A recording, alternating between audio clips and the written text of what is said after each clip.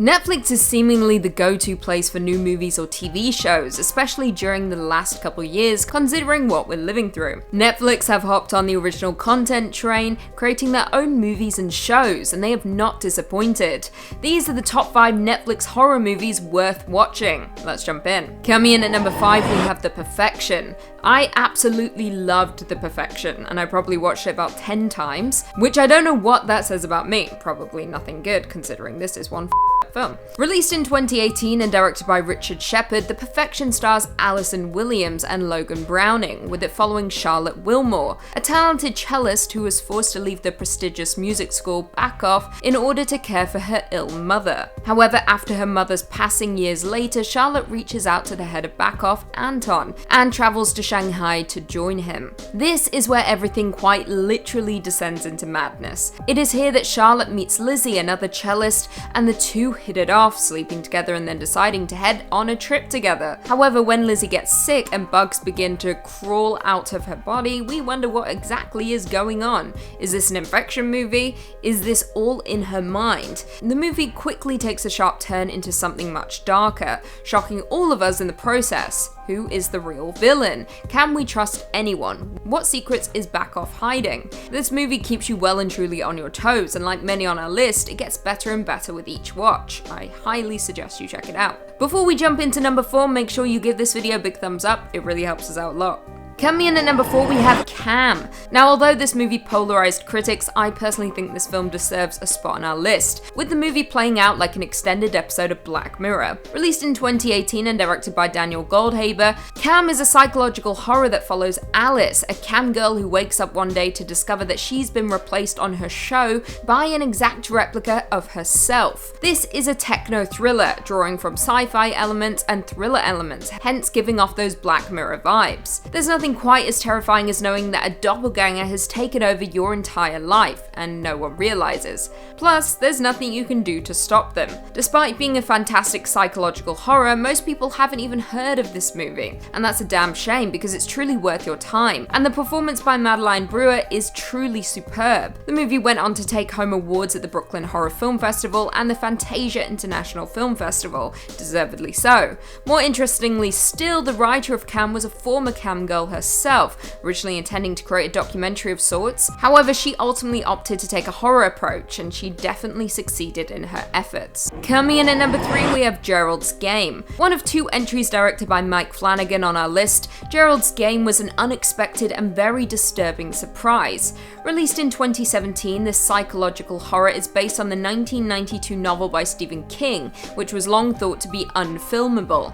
However, Flanagan definitely proved this to be incorrect. Starring Carla Gugino and Bruce Greenwood, the pair play a married couple who head to an isolated holiday home for the weekend. However, while trying to spice up their life in the bedroom, the husband has a heart attack, leaving his wife handcuffed to their bed without a key and with no hope of rescue. Now, this is a movie that gets better and better each and every time you watch it, with Carla Gugino delivering one hell of a performance. This is a rare case of a director coming back and hitting with an even better movie, and this also sees Gugino and Henry Thomas together, with them going on to star as husband and wife in The Haunting of Hill House. Now, while trapped to the bed with no way to escape, the wife, Jessie, is forced to relive her past trauma while trying to find the inner strength to break free.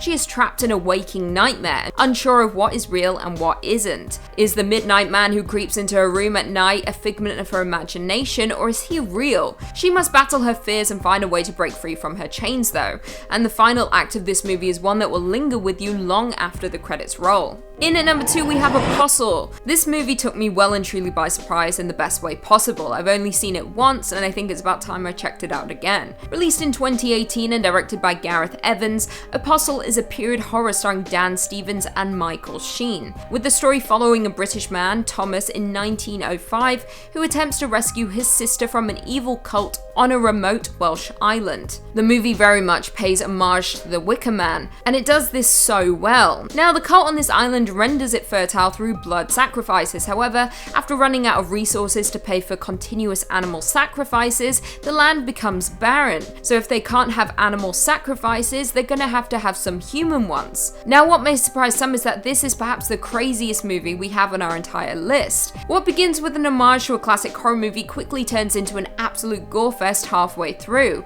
and that is because this movie is made by the man behind The Raid. And if you've seen The Raid, you will completely understand what I'm saying. Some moments took me completely by surprise, especially with the drastic shift in tone halfway through. This is definitely pushing the boundaries with what Netflix usually puts out, which is why it was so damn effective. No one sees it coming. Also, the ending of this movie has moments that divide many viewers, but these are the moments you certainly are not going to forget anytime soon. And finally, coming in at number 1, we have Hush. I truly could talk about how much I love Hush all day, and I'm very much aware that I've discussed it countless times on this channel, but I truly believe this movie changed the game completely, and it is certainly what made people start uttering the name Mike Flanagan. Released in 2016 and directed by Flanagan, Hush stars his real-life wife Kate Siegel as Maddie, a deaf woman who lost her ability to hear and speak after contracting meningitis when she was young. She now lives an isolated life in the woods in hopes of writing another novel. However, her tranquil life is rudely interrupted when a masked man appears at her door,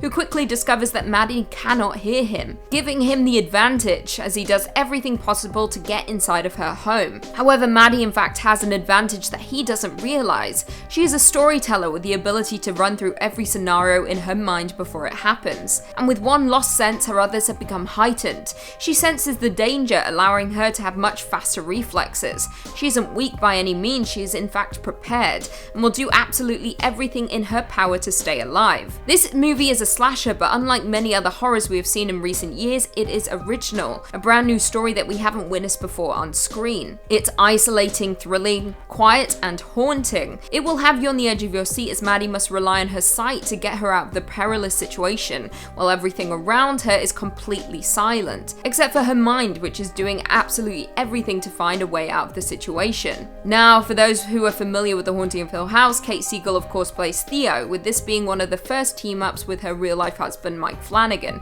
with her co-writing the script alongside him. Well, there we have it. Do you guys agree with our list? Were there any Netflix original horrors that we missed? Leave us all your thoughts and feelings in the comments down below, and perhaps we can do a part 2.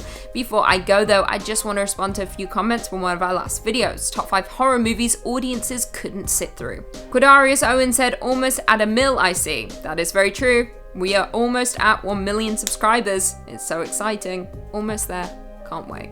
Let's party when it happens. Nymeria Darkstorm said, you're the best, Luce, lol. I feel like you and I would be friends, loving movies and hating most people. Truth, we probably would be friends. I love movies and hate people. It's the perfect combination. Kate Lewis said, wheezing at the dudes hardcore simping for Lucy. Thanks, yeah. Some of the comments get a little cray-cray. I just ignore those. But yeah, I'm also wheezing sometimes. I read through those comments and I just laugh out loud, and then I screenshot and send them to my friends and family. It's amazing. Scoot47 said, I know it had some funny parts, but I would put Terrifier on this list. Something about wearing other people's skin is enough for me to check out. I actually have never seen Terrifier. I've seen the picture for it, the poster, but I always thought it looked like a really low budget clown horror movie. But if you say it's good, I'll check it out. David Eddy said, if darkness falls, we all fall. Preach. You've come from Central Dark, which segues into a Central Dark shout out. If you haven't subscribed to Central Dark, go do it now. Darkness falls, we all fall. Francis X Widget II said, Lucy, blow off the haters. You are the epitome of calm and cool in the face of adversity. Thank you. That's a really bizarre compliment, but thank you. I appreciate it. I guess I commented on haters in that video. I don't really recall. There's always haters. It's fine. And on that note, if you haven't already, be sure to give this video a big thumbs up. And until next time, I'll see you later. Netflix is seemingly the go- Oh, the mic's not even pointing at my face, you idiot.